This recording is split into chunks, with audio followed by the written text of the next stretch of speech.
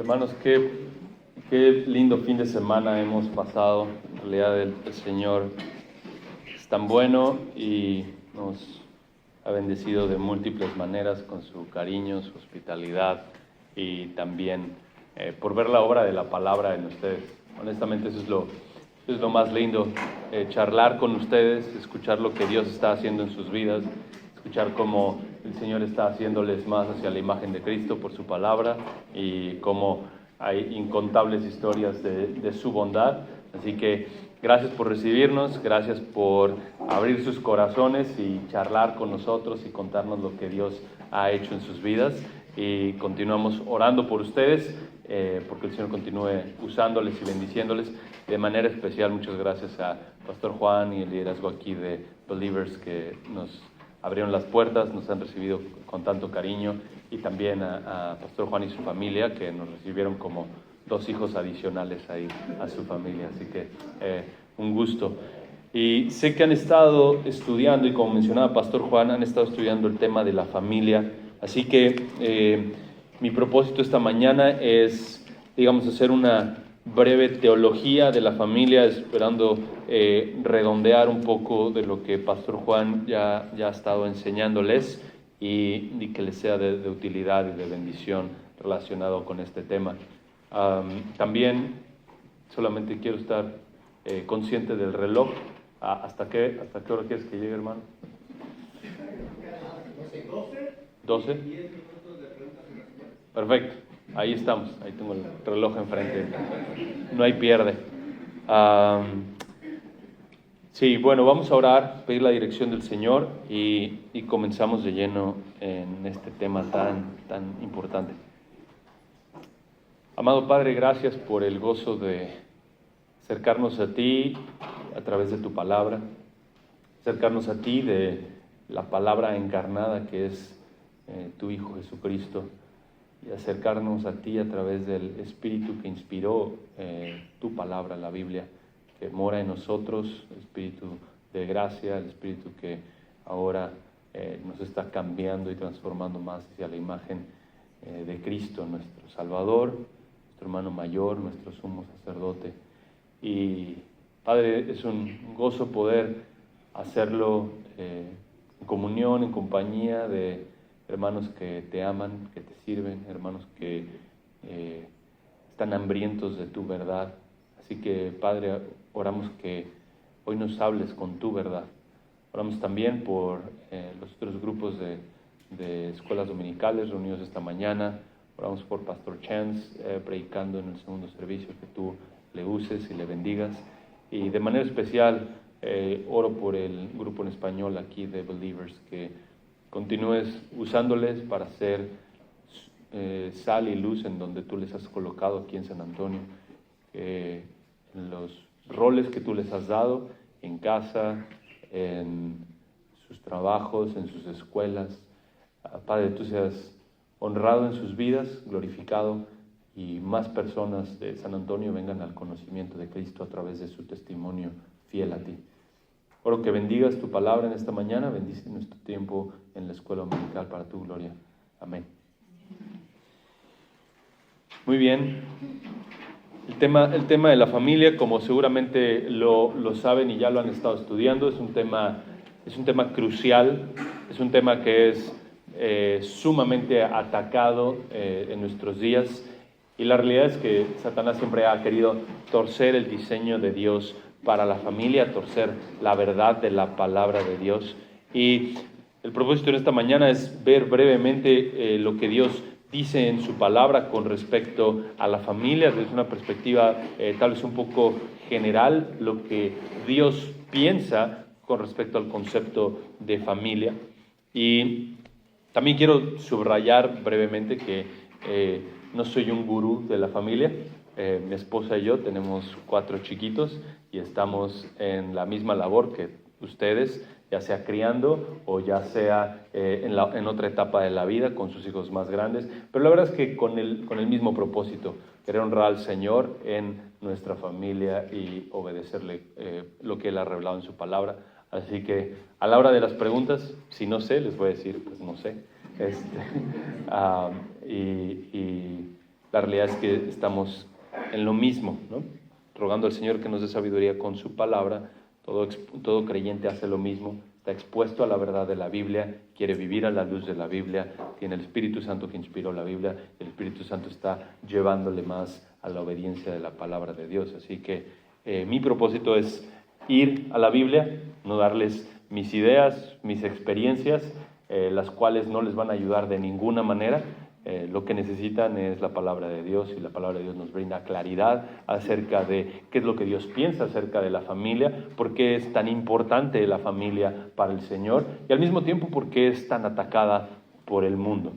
Así que también quiero en esta mañana desafiarte de dos maneras. Primero es que si no piensas bíblicamente acerca de la familia, mi oración es que esto te ayude a cambiar tu perspectiva acerca de la familia y la alinees con la palabra de Dios. Y si tú piensas bíblicamente respecto a la familia, entonces que Dios te dé la fortaleza a través de tu palabra para continuar haciéndolo, continuar viviendo de esa manera, continuar comunicando esa verdad hacia las personas que te rodean. Así que lo que vamos a hacer primero es, vamos a hablar brevemente de cuáles son los ataques principales en contra de la familia. Y de esa manera que ustedes, digamos, conozcan el terreno de batalla en contra de la familia y las razones por las cuales el mundo quiere distorsionar tanto el diseño de Dios para la familia. Y después de sentar, digamos, el terreno de batalla, ver los frentes de ataque, entonces ir a la palabra de Dios y hacer un fuerte y refugiarnos detrás de ese fuerte de la palabra de Dios para estar firmes ante los embates del mundo en contra de la familia. Y la realidad es que si vas a estar firme ante los embates del mundo en contra de la familia, en contra de un concepto bíblico de la familia, necesitas pilares sólidos y fundamentos sólidos, una fortaleza sólida, armada con la palabra de Dios para hacerle frente a los dardos del enemigo que constantemente atacan este concepto tan importante que es la familia.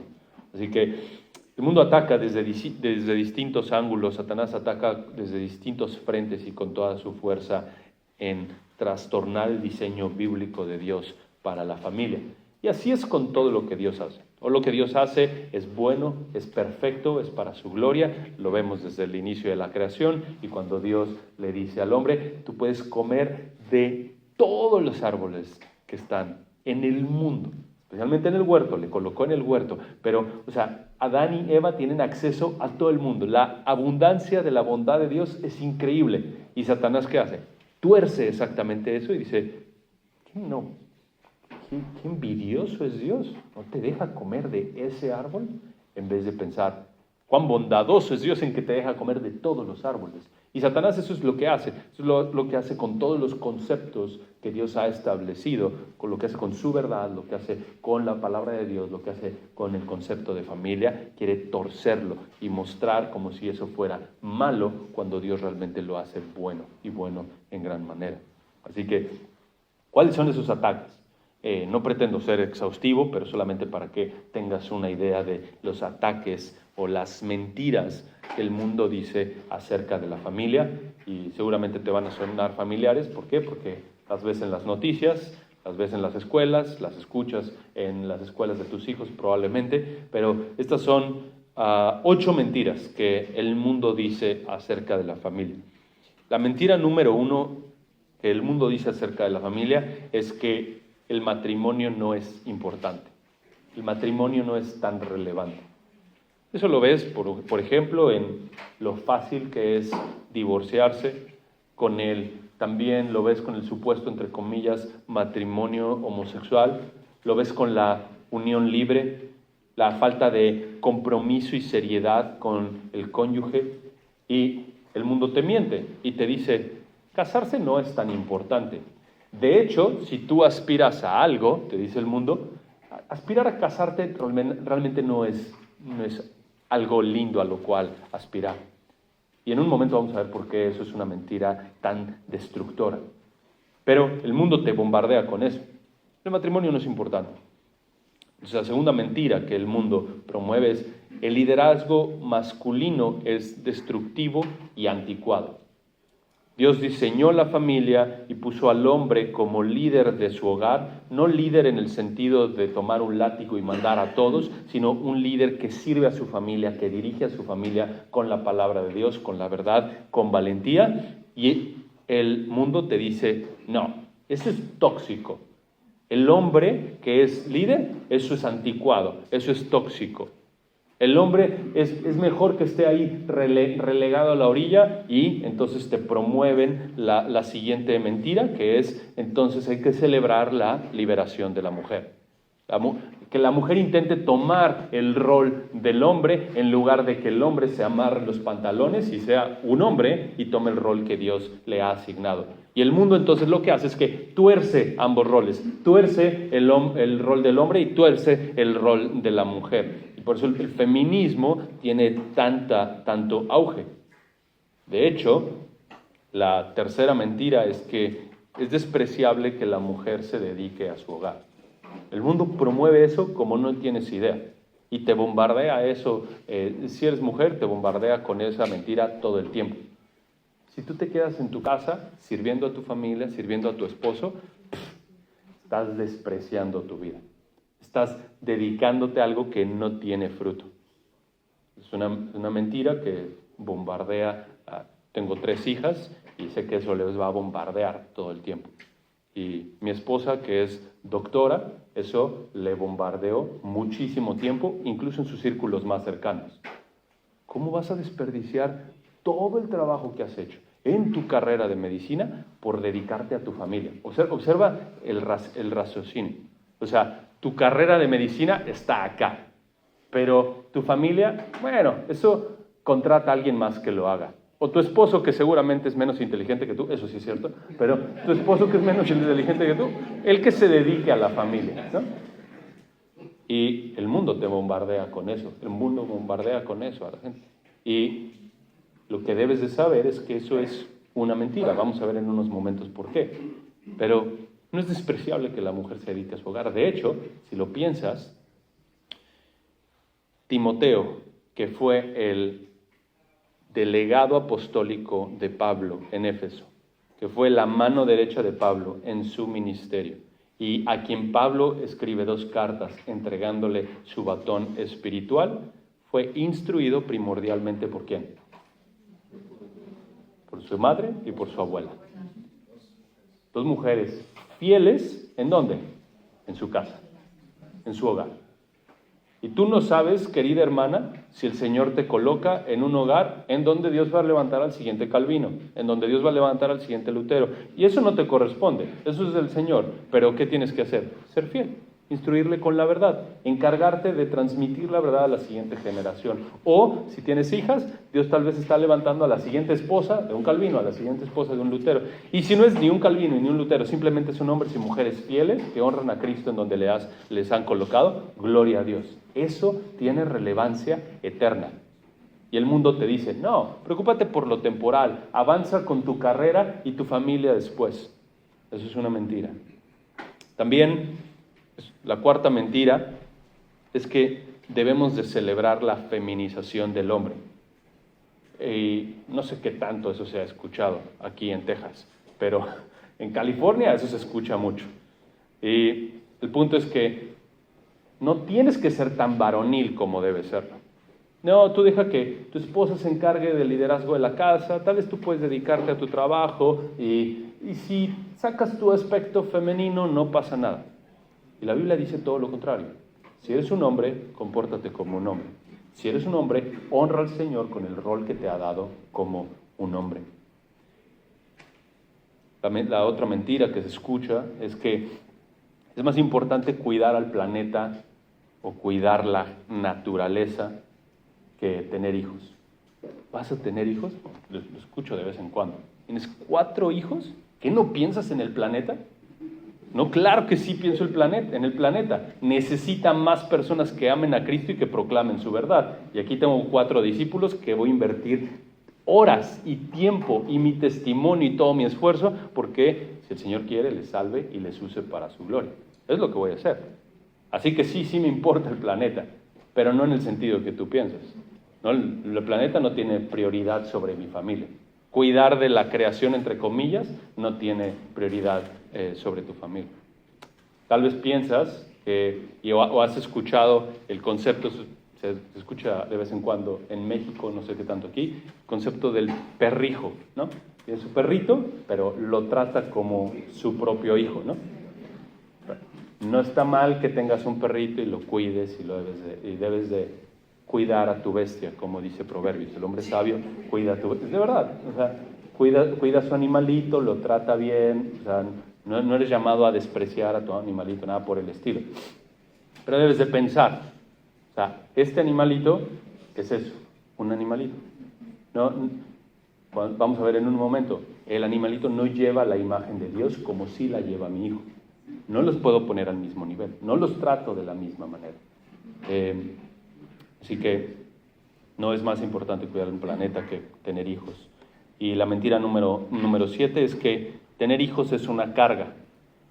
Uy, 4 hijos, no, me imagino que han de estar fulminados, no tienen energía para nada. Bueno, de vez en cuando, pero la verdad es que estamos invirtiendo nuestra energía en lo que más disfrutamos, que es en la instrucción de nuestros chicos. Tener hijos no es una carga, y la mentira, esta mentira del mundo de que tener hijos es una carga, ha sido tan efectiva que hoy en muchos lugares puedes asesinar en el vientre a tu bebé, entre comillas, legalmente. Así de efectiva ha sido esta mentira. Como si el embarazo, como si tener un hijo fuese una carga. Es una mentira. Y la octava mentira, de nuevo no estoy siendo exhaustivo, simplemente para que vean todas las formas en las que el mundo te ataca. Vengo de una familia destrozada, por eso mejor ni me caso ni tengo hijos. Vengo de una familia afectada de manera seria por el pecado y entonces mejor ni me caso ni tengo hijos, me va a ir igual. Eso es una mentira. Siempre el diseño de Dios, siempre la obediencia a Dios es mejor. Siempre el camino de la obediencia a Dios es mejor. Probablemente has creído alguna de estas mentiras están por todos lados, son promovidas por las escuelas, apuntan a la mente de nuestros chicos, los más vulnerables, son aprobadas por el gobierno de la mayoría de los estados o los países, son enseñadas por psicólogos, son celebradas por películas, libros, noticieros y todo medio de comunicación, así que ese es el campo de batalla, eso es con lo que te vas a encontrar. ¿Qué debes hacer entonces? Pensar bíblicamente al respecto. Siempre hablamos de esto con nuestros hijos. Te voy a dar un marco bíblico para que en el momento en el que una mentira caiga, tú sepas en dónde encaja. Tú sepas cómo hacerle frente a esa mentira que va a caer en tu mente. ¿Por qué? Yo no te voy a aislar. Yo no te puedo tener aquí y nadie le diga nada mentiroso a mi hijo. No, más bien tengo que equiparle con la verdad para que cuando las mentiras vengan, que van a venir, vivimos en un mundo hostil al Evangelio, un mundo hostil a la verdad, entonces que esté listo para hacerle frente a esas mentiras. Igual tú y yo, tenemos que pensar bíblicamente con la verdad de la palabra de Dios y eso involucra pensar con la Biblia acerca de la familia y confrontar las mentiras del mundo, aunque esto sea contracultural.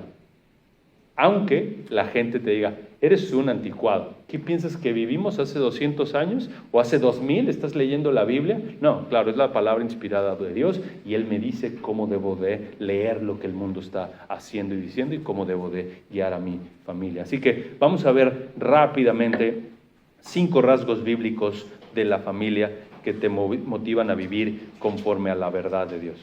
5 rasgos bíblicos que te motivan a vivir conforme a la verdad de Dios en tu familia. Primer rasgo, y los vamos a ir viendo uno por uno, pero el primero es que la familia es idea de Dios. La familia es idea de Dios. Dios creó todo en perfección absoluta, vemos su perfección en su creación, como lo dice el Salmo 8, Él creó todo para demostrar qué tan glorioso y grandioso es Él. La creación, todo lo que Él diseñó, anuncia su inmenso valor, y Dios afirma que todo es bueno en gran manera, en Génesis capítulo 1, versículo 31. Abran ahí sus Biblias, Génesis 1:31, llegamos al cierre del primer capítulo y dice, y vio Dios todo lo que había hecho y aquí era bueno en gran manera. Y fue la tarde y la mañana del día sexto. Y luego, ¿qué hace Moisés, que es el autor de Génesis? Regresa o recapitula en el capítulo 2 y digamos hace un zoom, si lo quieres decir de esa manera, o se fija de manera más centralizada, en particular en la creación del hombre. Y justamente, capítulo 2, versículo 18, en el trayecto de la creación, Dios hay algo que ve que no es bueno. Versículo 18. Y el Señor Dios dijo, no es bueno que el hombre esté solo, le haré una ayuda idónea. La soledad del hombre es algo que Dios no consideraba y no considera necesariamente bueno. Hay personas que por causa del Evangelio Dios les dota con dones para quedarse sin casarse y está bien, pero de manera general Dios observa al hombre y dice, no quiero que Adán esté solo, esto no es bueno. En contraste con todo lo que he creado, que es bueno, esto no es bueno. Y por tanto, para resolver el hecho de que esto no es bueno, voy a crear una ayuda idónea para Adán. Dios creó al hombre para estar en compañía, para estar en comunión, para tener comunión vertical con Dios y con aquellos que son creados a la imagen de Dios, que son como Él. El hombre disfruta de comunión con Dios y disfruta de comunión con otros que son creados a la imagen de Dios. Pero lo interesante es que Dios no le provee al hombre cualquier cosa. Él necesitaba una ayuda idónea. Mira el texto, Génesis 2:18. No es bueno que el hombre esté solo, le haré una ayuda idónea, es decir, una ayuda adecuada para él. Y solamente déjame clarificar esto. La idea de ayuda no implica inferioridad para nada, sino suplir un apoyo particular en el diseño perfecto de Dios. La idea de ayuda no implica inferioridad, sino un apoyo particular en el diseño de Dios. De hecho, si piensas en Adán y piensas que la única forma que se va a resolver el hecho de que no es bueno que esté solo es con su ayuda idónea, entonces eso le brinda suma importancia a su ayuda idónea. De hecho, el hebreo puede traducirse literalmente como una ayuda frente a él, una ayuda cara a cara con él, una ayuda correspondiente a lo que Adán necesita. Delante de Dios, el hombre y la mujer son iguales en cuanto a valor e importancia, aunque, por supuesto, tenemos roles diferentes y diseños diferentes. Pero en cuanto a valor e importancia, el hombre y la mujer tienen exactamente el mismo valor, y lo vemos aquí con esta idea de una ayuda correspondiente. Así, lo que encontramos aquí es la primera unión matrimonial, la primera familia.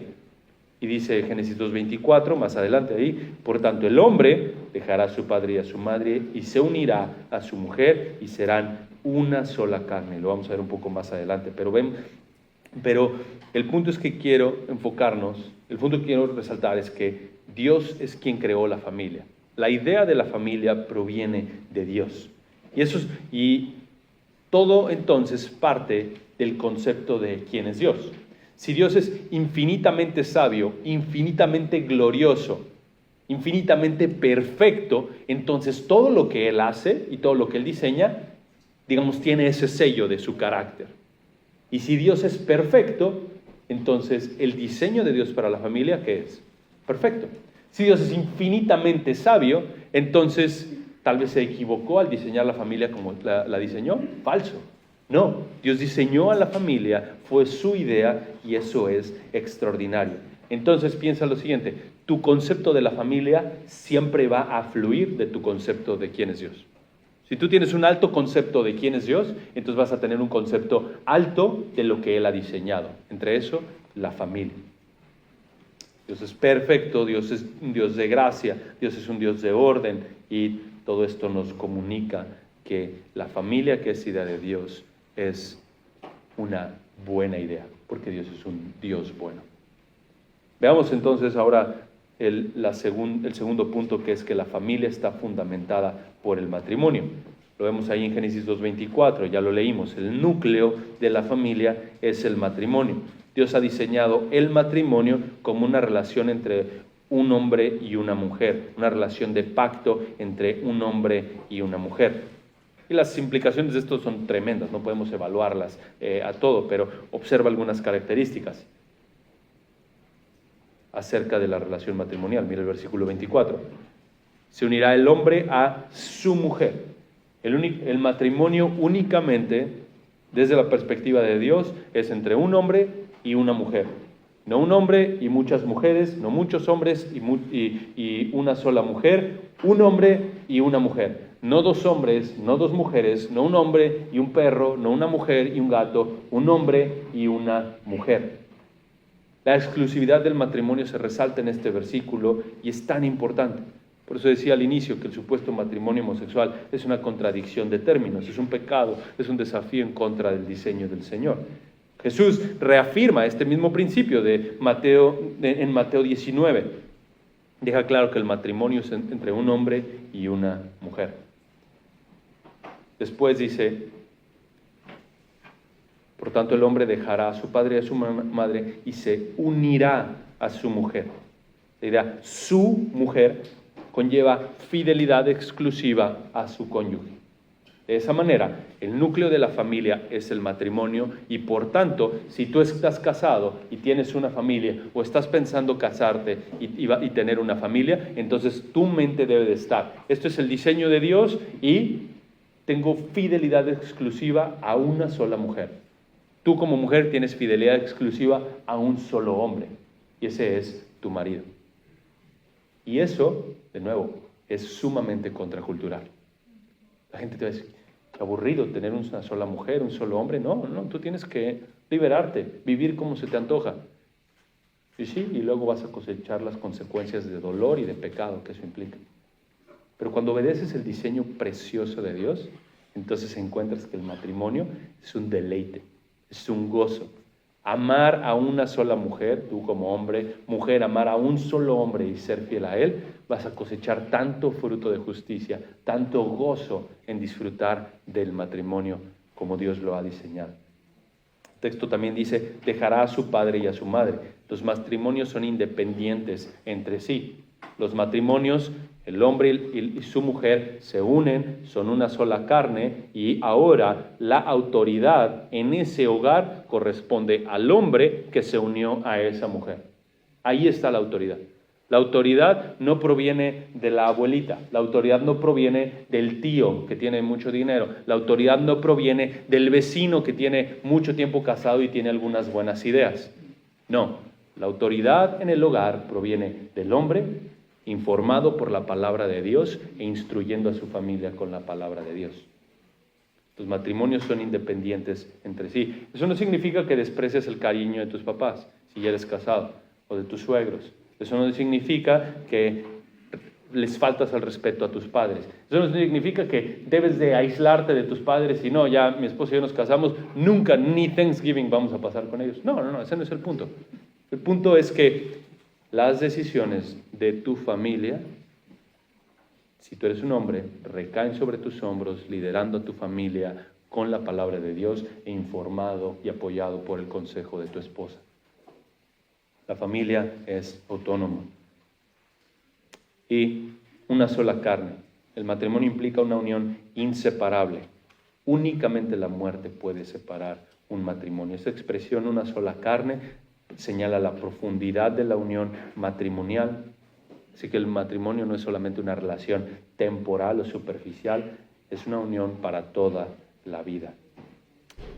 Génesis 2:22 vemos que Dios le trajo al hombre, mira, de la costilla que el Señor Dios había tomado, del hombre formó, de hecho la palabra formar ahí en hebreo habla del detalle con el cual Dios forma a la mujer y la trajo al hombre. Dios regala a Eva a Adán. El matrimonio es un regalo de Dios, es un gozo del Señor. Dios no solo creó el matrimonio, sino lo regaló como una bendición. Si tú tienes una esposa, si tú tienes un esposo, es un regalo de la gracia del Señor. Por eso Proverbios dice que el que haya esposa, haya el bien. Por implicación también es lo contrario. La esposa que haya esposo, haya algo bueno. ¿Por qué? Porque eso es una expresión de la bondad del Señor. Así que estamos explorando, recuerda, 5 rasgos bíblicos que te motivan a vivir conforme a la verdad de Dios sobre la familia. Y perdón que vamos volando a toda velocidad, pero Primero, la idea es familia de Dios. Segundo, la familia está fundamentada por el matrimonio. Y ahora, tercero, la familia multiplica portadores de la imagen de Dios. La familia multiplica portadores de la imagen de Dios. Mira, Génesis 1, 26 y 28, si regresas ahí tantito, Dios dice, hagamos al hombre a nuestra imagen y conforme a nuestra semejanza. Vemos ahí que Dios en la Trinidad hablando entre sí, es la primera vez que se usa el verbo plural, hagamos, y Dios está hablando, digamos, una conversación intratrinitaria y dice, vamos a crear al hombre a nuestra imagen y conforme a nuestra semejanza. Y la idea de imagen, la idea de semejanza, es la idea de representación. Entonces, cuando Dios crea al hombre, lo que hace es que coloca a su representante para después señorear sobre la tierra. Y efectivamente esa imagen se ve fracturada por la caída, pero Santiago nos enseña que la imagen no se pierde en la caída. Es decir, tú y yo seguimos llevando la imagen de Dios, tú y yo seguimos representando a Dios. Así que si piensas en los billones de personas que existen en el planeta, cada uno grita, sin saberlo, que Dios es un Dios bueno, que lo creó todo para su gloria y cada persona es un representante de Dios. Cada persona es creada a la imagen de Dios. Obviamente solamente el creyente que está unido a Cristo puede reflejar mejor la imagen de Dios. Pero eso no significa que aún el incrédulo, debido a que fue creado a la imagen y semejanza de Dios, no refleje su imagen. Soy un amante de los perros, pero un perro no lleva la imagen de Dios. Es una persona la que lleva la imagen de Dios. Y el hecho de que Dios haya creado al hombre de esta manera, de manera tan intencional y para reflejar su carácter, refleja también, enfatiza la importancia que Dios le da al hombre. Entonces, la idea de imagen, como decía, es la idea de representación. Cada hombre representa a Dios. Y de esta manera, cada milímetro de la creación proclama que le pertenece a un buen creador y cada persona proclama lo mismo. Mientras los veo, estoy pensando, Juan me comunica la imagen de Dios, su esposa me comunica de la imagen de Dios, y los hermanos con los que interactúo me recuerdan, Dios es un Dios que creó a las personas para su gloria. Y eso transforma por completo la forma en la que tratas a las personas. Vas a ser más efectivo en vencer el pecado de maltratar a una persona o de difamarla o de, como decimos en México, tirarla ahí debajo del bus o tratarla mal cuando piensas, esta persona fue creada a la imagen de Dios. No importa si tienes una discusión, no importa si entre comillas no te llevas bien con ella, lo que debes de pensar, esta persona fue creada a la imagen de Dios y debo de tratarle con la dignidad que Dios le trata. Así que cuando pienses que tu hermano de al lado, tu cónyuge, es un reflector de la gloria de Dios, entonces así le vas a tratar, como es.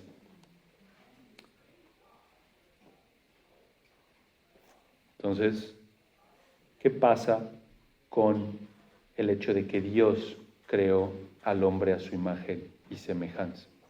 Después de que Dios le crea a imagen y semejanza, entonces Dios le da la bendición al hombre de fructificar y multiplicarse en la tierra. Entonces, un hombre en el propósito de anunciar la gloria de Dios, como dice Efesios, siendo un reflejo de la relación entre Cristo y la iglesia, pero también cuando estas personas se casan y tienen hijos, entonces estos hijos también comunican lo mismo.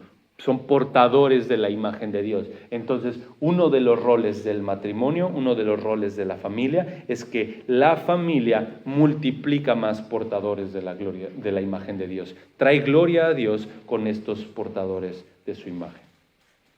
Cuarto punto, la familia forma discípulos. Existimos para proclamar la gloria de Dios, es la razón por la que fuimos creados. Él es digno de ser admirado y adorado en todo lugar, y la familia es un medio extraordinario para hacer eso. La familia es un medio extraordinario para anunciar la gloria de Dios. Como decía, la relación de un esposo y una esposa son un reflejo de la relación entre Cristo y su iglesia. Y cuando el mundo observa que tú como creyentes tratas a tu esposa de una manera que ningún hombre incrédulo la trata, entonces va a pensar, ¿qué le pasa a esta persona? ¿Por qué trata tan bien a su esposa? Tienen 40 años de casados y la sigue viendo con los mismos ojos que la vio la primera vez. Y el mundo se extraña de eso. De nuevo, porque está informado por las mentiras que hablamos al inicio. Pero cuando tú eres fiel a tu esposa, cuando tú le tratas con la delicadeza y con el cuidado y el amor que Cristo trata a su propia novia, su iglesia, entonces eso se vuelve un reflector de la gloria de Dios y eso se vuelve una plataforma para el evangelio y el mundo quiere saber, ¿por qué tratas así a tu esposa? Y cuando tu esposa te sometes amorosamente al liderazgo de tu esposo, y cuando le apoyas en las decisiones que toma, y cuando le llevas la palabra de Dios y juntos toman decisiones a la luz de la palabra de Dios, y cuando tú estás acostumbrada a escuchar que todas tus amigas contradicen a sus esposos y tú le dices, sí mi amor, yo te apoyo, vamos adelante, entonces eso se vuelve un reflector de la gloria de Dios y la gente se pregunta, ¿por qué haces eso? Y así puedes testificar de la gloria de Dios. El matrimonio fue creado para hacer más discípulos, para transmitir la verdad de Dios, por el diseño de Dios del matrimonio y también por el diseño de Dios de la familia, que es transmitir la verdad de generación en generación. Y eso es lo que vemos en Deuteronomio 6. Deuteronomio 6, los padres están instruyendo a sus hijos y lo hacen todo el tiempo, por donde sea que van, por donde sea que caminan. Tal vez en unos momentos se sentaban, ok, vamos a memorizar ese versículo, pero también mientras vamos caminando y vamos a pasear el perro tal vez, y voy caminando con mi hija, entonces le voy hablando de la verdad de la palabra de Dios. Le voy preguntando, hey, ¿qué piensas acerca de esto? ¿Qué piensas acerca de otro? ¿Cómo puedes pensar bíblicamente? Y entonces construyes esa relación cercana con tus hijos. ¿Para qué? Para que entonces en el momento que Dios te provea oportunidad, les hablas de la palabra de Dios y les ayudas a formar una cosmovisión bíblica. Aprendemos la verdad de la palabra de Dios, lo transmitimos. Estoy haciendo aquí un resumen breve de Deuteronomio 6 y lo ponemos por obra. Uno de los aspectos más impactantes en la vida de tus hijos va a ser que te vean y digan, mi papá es un cristiano de a de veras. O sea, sé que peca y es débil y corre a Cristo y corre al Evangelio. Pero cuando veo a mi papá, yo sé que él ama a Cristo genuinamente. Lo veo en cómo ama a mi mamá. Lo veo en cómo nos instruye. Lo veo en cómo nos ama. Recuerdo una vez en un tiempo de preguntas y de respuestas con unos pastores, un hermano le preguntó a 3 pastores, ¿qué fue lo que más recuerdas de tu papá? ¿Qué es lo que más recuerdas de tu papá? Y algunos dijeron, mi papá era un excelente teólogo, mi papá era un excelente predicador de la Escritura. Y me sorprendió mucho lo que dijo un hermano, que dijo, mi papá amaba a mi mamá. O sea, él no tenía ojos para nadie. Mi mamá era su todo. Obviamente, guardando las proporciones. Ama a Dios por encima de todo. Pero cuando yo veía a mi papá como veía a mi mamá, pensaba, yo quiero cultivar un amor así por mi esposa. Yo quiero que mis hijas encuentren un esposo que las vea así hasta ahora, 50 años de casados. Cuando tú eres fiel al llamado de Dios en el contexto en donde Él te ha puesto en el matrimonio, tiene un impacto generacional como no tienes idea. Cuando tus hijos ven que vives. Y el quinto aspecto que vamos a ver, y con esto vamos a terminar, es que la familia no es perfecta. Dios diseña a la familia en perfección antes de Génesis 3. Un hombre y su mujer reflejan la imagen de Dios, deben de tener más hijos y esos hijos son portadores de la imagen de Dios, deben de instruirles con la verdad de la palabra de Dios, pero luego nos encontramos con Génesis 3. ¿Y qué pasa con ese diseño? Se fractura. ¿Por qué? Por causa del pecado. El pecado afecta el diseño de Dios. Y por eso es que la familia no es perfecta. Es perfecta en su diseño, pero no es perfecta por quienes somos parte de la familia, ¿cierto? Y no tengo que contarte muchas historias al respecto. Tú te ves en el espejo todo el día. Todos los días, perdón. No todo el día, espero. Y ves tus falencias. Y yo veo las mías. Y digo, wow, tengo tanto que crecer. Tengo tanto que crecer en estas áreas. Tengo tanto que crecer en mi amor por mi esposa. Tengo tanto que crecer en mi amor por mis hijos, en la instrucción por mis hijos, hacia mis hijos, en la fidelidad a Cristo, en las cosas que hago. Y ves el pecado luchando todos los días en tu vida. Y si te preguntas, Génesis 3, ¿qué tanto afectó la creación? ¿Qué tanto el pecado trastornó la creación? Pues simplemente lee Génesis 4. Génesis 3, digamos, establece el hecho de que la creación fue trastornada por el pecado. Y Génesis 4 responde la pregunta, Moisés responde la pregunta, ¿qué tan severa es la caída? Es cierto, el hombre pecó, pero ¿qué tanto eso va a impactar al resto de la creación? Y entonces te encuentras con Génesis 4. Los hijos de la primera familia, uno es el primer asesino y el otro es el primer hombre asesinado. O sea, así puedes pensar qué tan severa es la caída. Y eso, entonces, cuando Caín mata a su propio hermano, Abel, el pecado lo afecta a todo, entonces te das cuenta que el Evangelio no solamente es nuestra esperanza de vida eterna, sino también de este lado de la gloria, es nuestra única esperanza para vivir a la luz del diseño de Dios. Y por eso cuando llegas a Efesios, si quieres puedes ir para allá, estuvimos hablando de Efesios un poco en la conferencia, pero cuando llegas a Efesios y te encuentras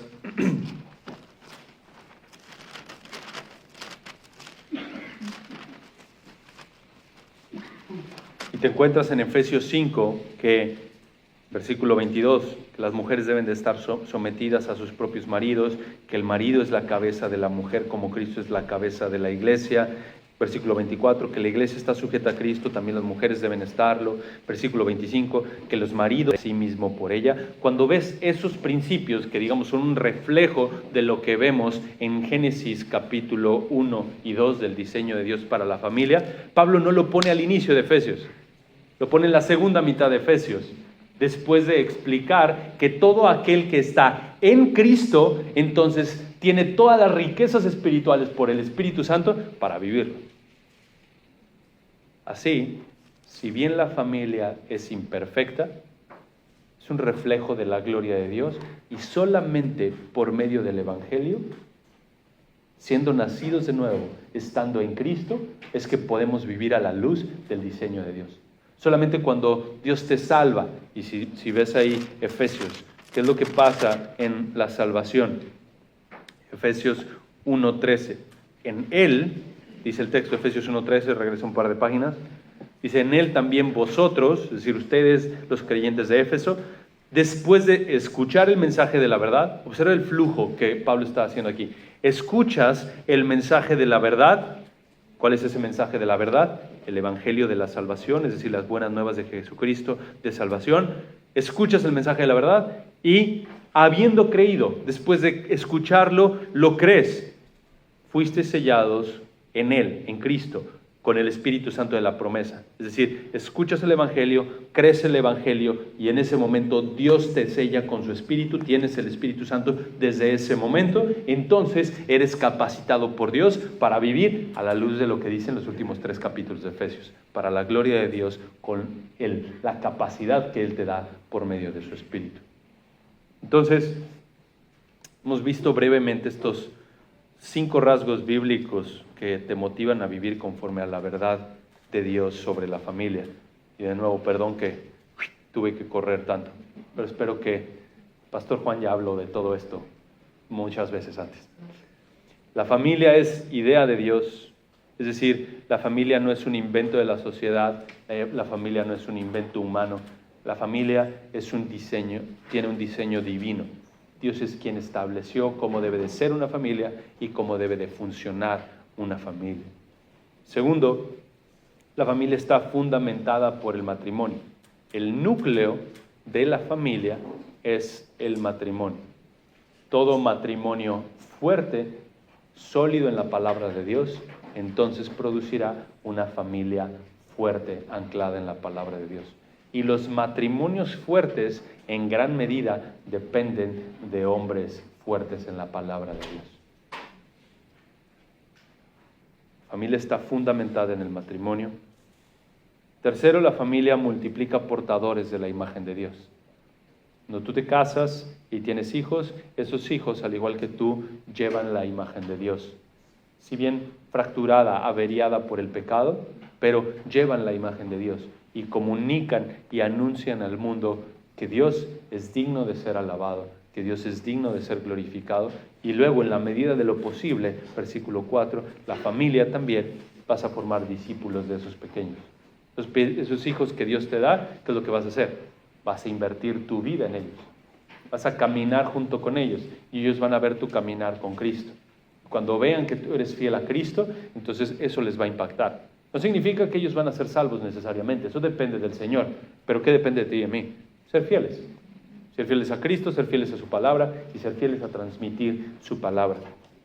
Y por último, la familia no es perfecta. Si bien el diseño de Dios en Génesis fue perfecto, la realidad es que hoy, después de Génesis 3, la familia no es perfecta. ¿Por qué? Porque está compuesta por pecadores como tú y como yo. Pero por el Evangelio, sí, la familia puede ser un deleite extraordinario.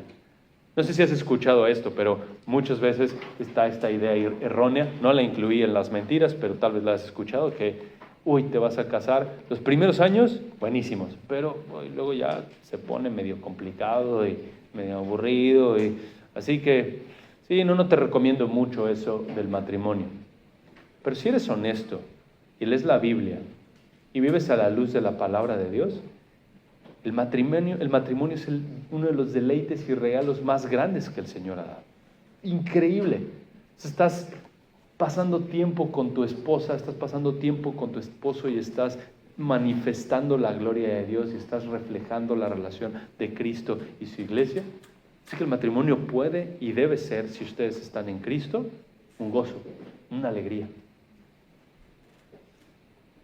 El peligro de rechazar el diseño de Dios para la familia es que estamos rechazando no solamente como una serie de principios, sino estamos rechazando al mismo Dios que lo estableció.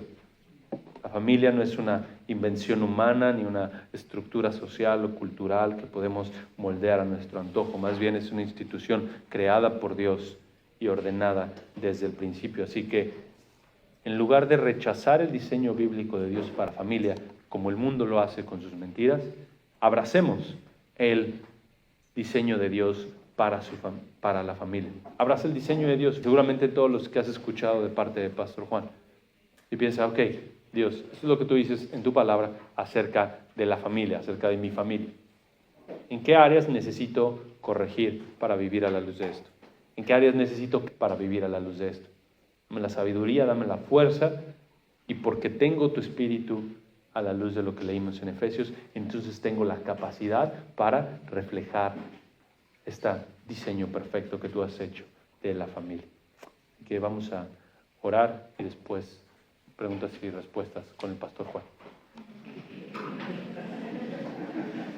Señor, gracias por tu maravillosa bondad, por este diseño tan precioso tuyo de la familia.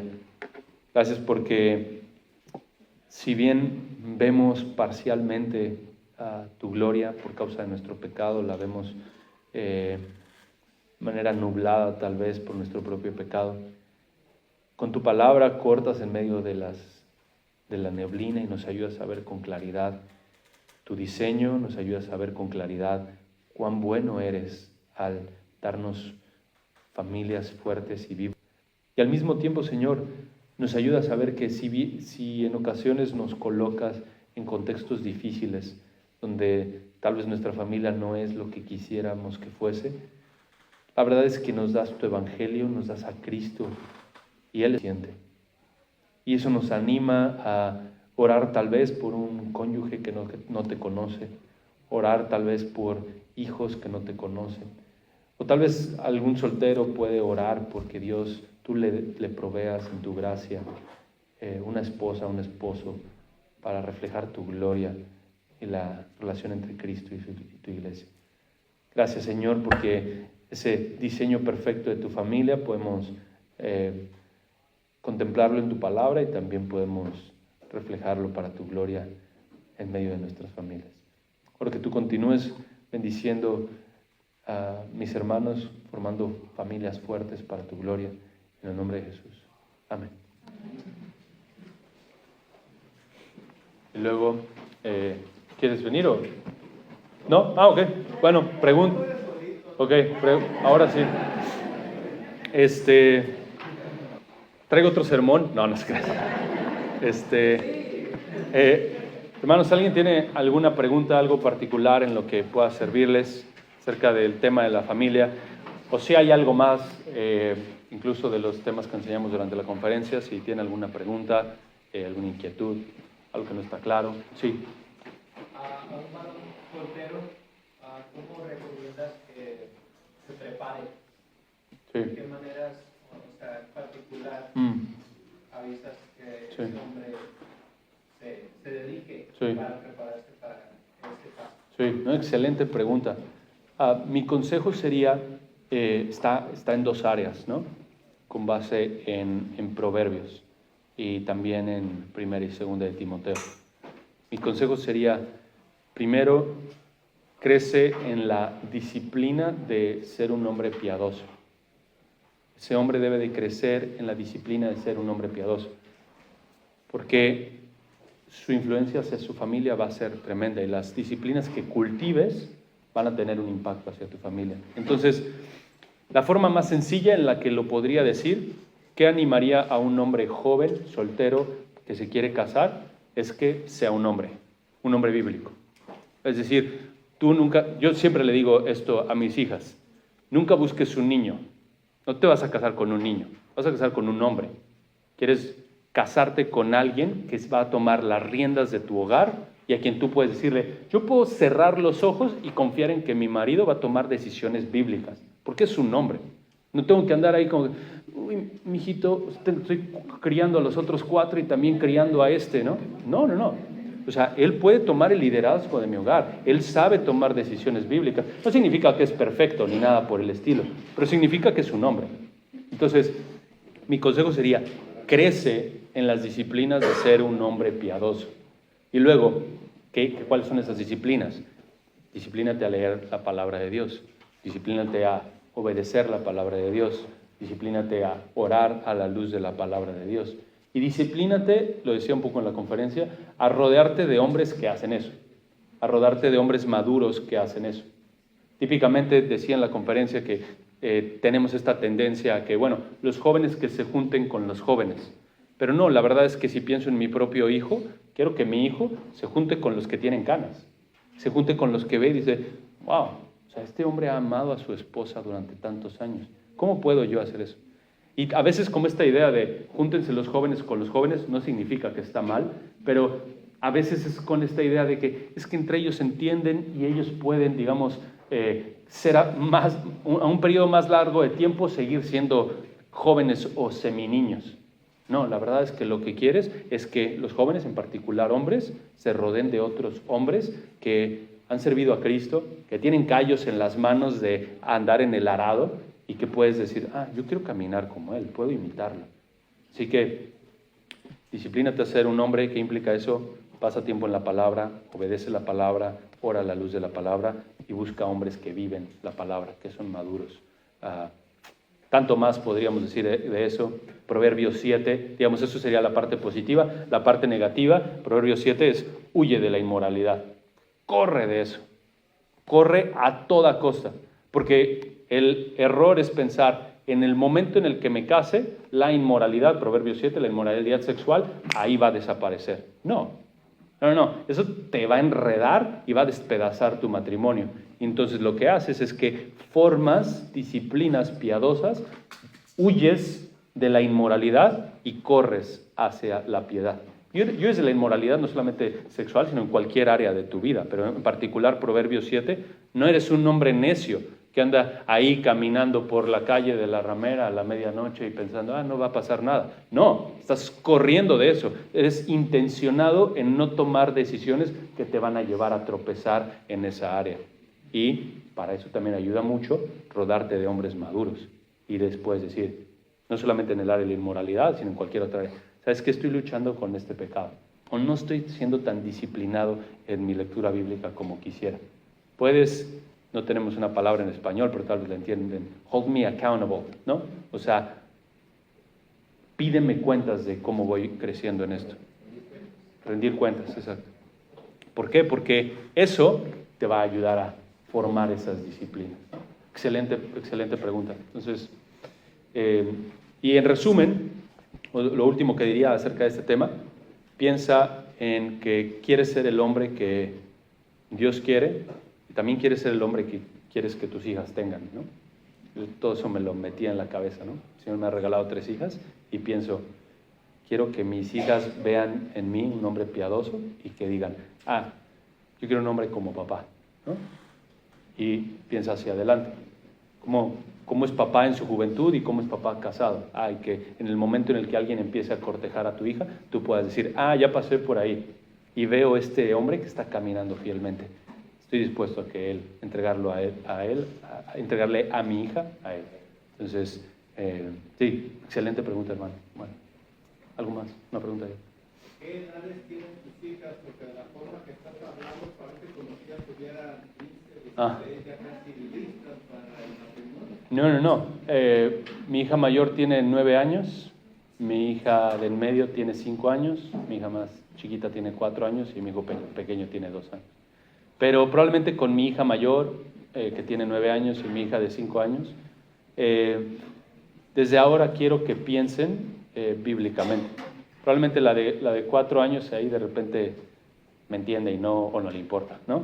Si le digo un dulce, si lo quiere, pero si le digo vamos a platicar, no le importa. Pero no, o sea, el punto es que haces vida con tus hijos, ¿no? O sea, y me tiro al suelo a jugar con ellas y les hago cosquillas y también de repente me siento con ellas y, oye, hay que hablar de algo importante.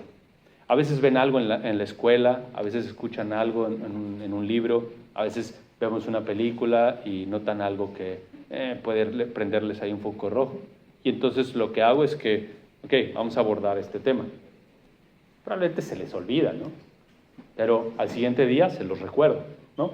Y ya, ¿no? O sea, es mi trabajo, estarles ahí ayudándole a pensar bíblicamente. Pero probablemente con quien más hablo de ese tema sería mi hija mayor, ¿no? Ayudándole a pensar. O sea, ella está 9 años, pronto en un abrir y cerrar de ojos va a tener 12, 13, ¿no? Y luego en otro abrir y cerrar de ojos va a tener 15, 16. Y lo que quiero es que esas convicciones se vayan anclando en su corazón desde ahora, ¿no? Y sí, buena pregunta.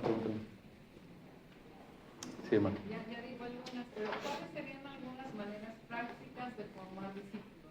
Discipular a nuestros hijos. ¿Cuáles son algunas maneras? Sí, hay tantas formas, ¿no? Creo que el principio de Deuteronomio es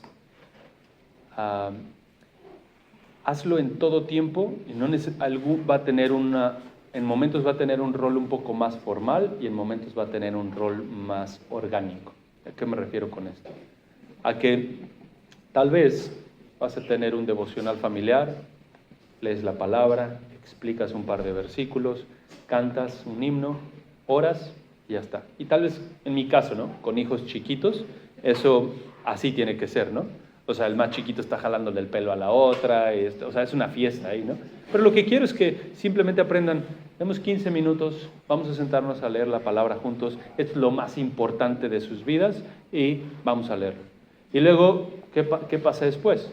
Sí, el siguiente día estamos almorzando y, hey, ¿qué tal? ¿Qué aprendimos ayer en el devocional? Tal cosa. ¿Quién tiene una pregunta? ¿No? Y ya alguien va a preguntar, ¿no? ¿Por qué Sansón tenía tantos músculos? No tenía músculos. Eso es solamente la foto que viene en tu Biblia. Y ya les explica, ¿no?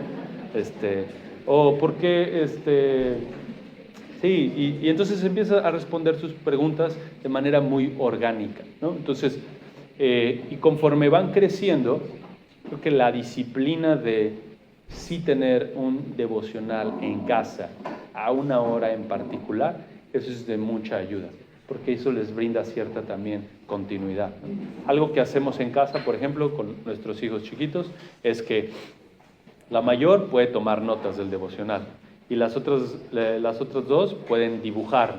Les imprimimos ahí una hojita con un dibujo del devocional que estamos haciendo y ya, yo leo y de repente estoy actuando el versículo y de repente estoy diciéndoles que adivinen lo que voy a decir y de repente les digo, a ver, fórmense atrás de mí, y me tienen que imitar, no sé, por la edad de los chicos, ¿no?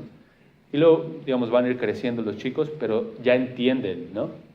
Este tiempo lo vamos a dedicar en casa a leer la Biblia. Papá va a leer la Biblia y vamos a aprender algo de lo que la palabra de Dios dice. Y luego,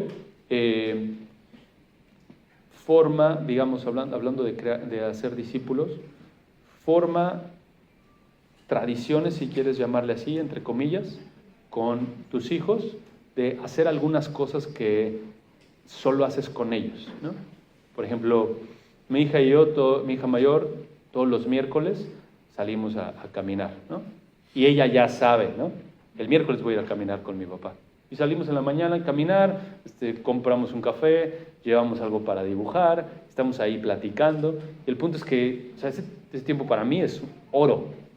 Y ahí, decía Pastor Henry Tolopilo, no sé si alguna vez lo escucharon, a tirarle la lengua, ¿no? A ver qué me dice, cómo has estado, qué has hecho, ¿no? Y ahí, avientas el bucket, a ver qué sale de su corazón. Y entonces quieres ver qué hay en su corazón y traer la palabra de Dios.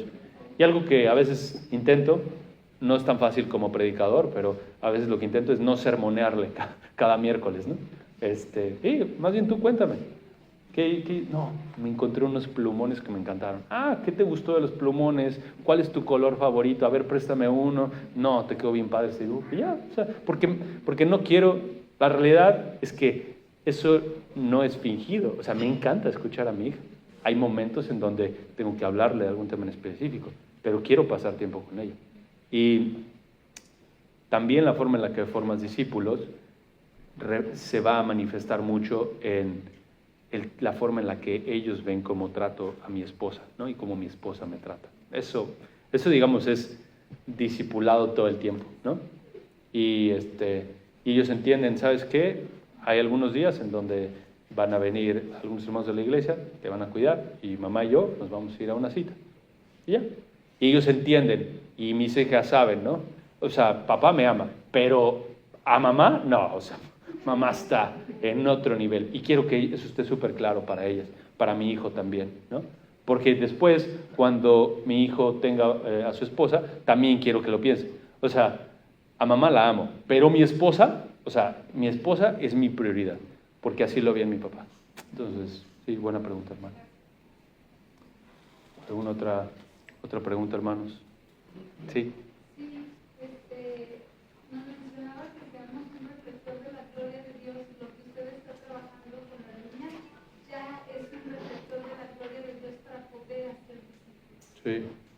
Sí, es lo que intentamos ahí por la gracia de Dios,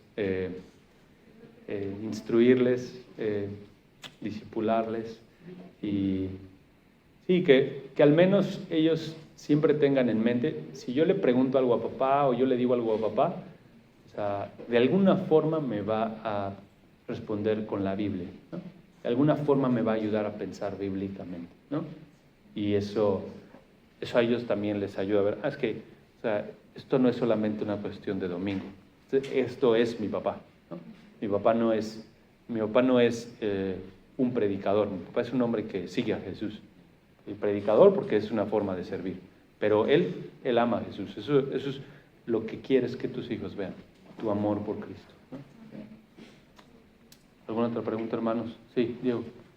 ¿Cómo se le podría enseñar a un varón ya casado que tiene familiares, digamos, la mamá o papá, que se quieren meter mucho en el matrimonio? ¿Y cómo le puede ayudar a un hombre que tome esas riendas de varón,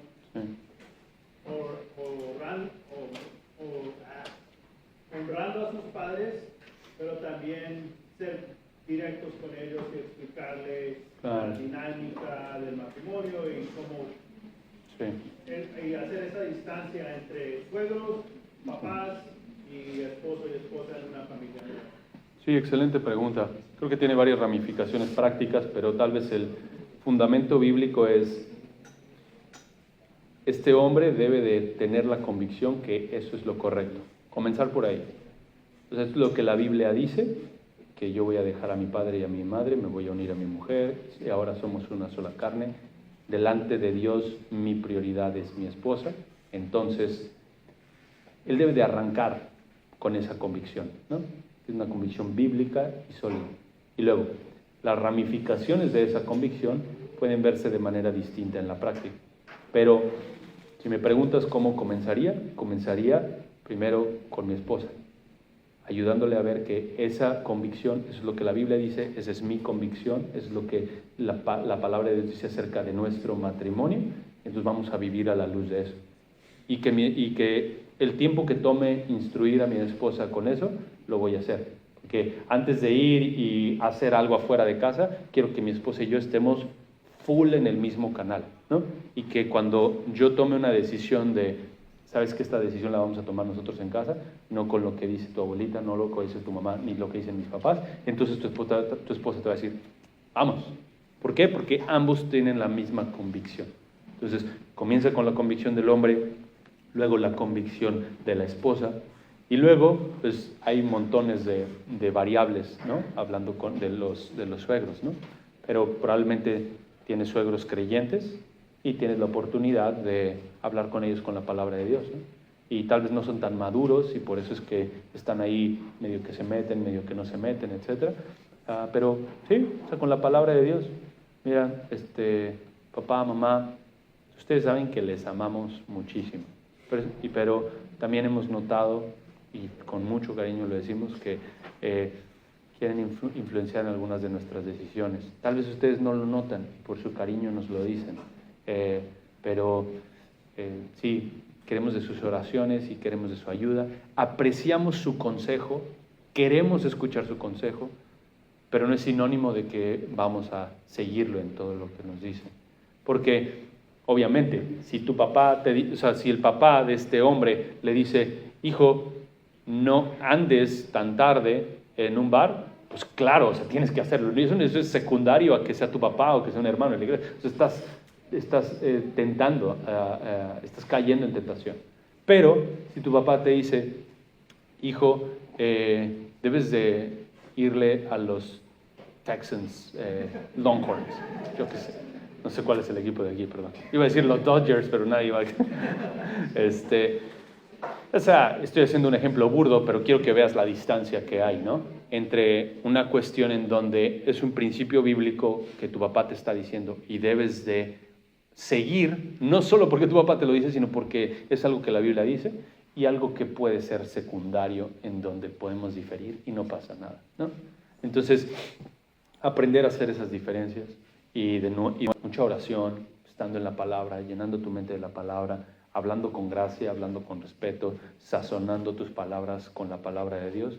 Y luego, por otro lado, puedes tener que tus papás o tus suegros son incrédulos, ¿no? Entonces, esa es, digamos, una relación diferente. Y pues ellos saben que ustedes son cristianos. Ellos saben que ustedes aman a Cristo y aman su palabra. Y entonces van a haber momentos, ¿no? En donde, sí, mamá o papá quieran influenciar un poquito más. Y van a decir, mami, papi, gracias por ese consejo, gracias por lo que nos dices, ¿no? Pero la verdad es que la palabra de Dios dice esto y esto es lo que vamos a hacer. Pero lo apreciamos mucho, con mucho respeto, con mucho amor, ¿no? Y orar, que el Señor les ayude a ser de testimonio, ¿no? Porque muchas veces, o sea, papá o el suegro o lo que sea, se puede ofender, ¿no? Ay, yo te crié, yo te pagué la universidad y tú me dices que no vas a seguir mi consejo. Bueno, pa, te amo, lo hiciste excelente, ¿no? Lo hiciste excelente porque sea tu rol pagar mi universidad. No, no te creas. No, lo hiciste excelente, me criaste, gloria a Dios, aprecio tanto tu consejo, pero estoy queriendo obedecer la palabra de Dios, así que te lo digo con amor. Y esas, de nuevo, son conversaciones ahí, sazonando la verdad, siempre hablándola con amor. El problema puede ser un extremo de un matrimonio cristiano, en donde, te digo, se distancian de todo, ¿no?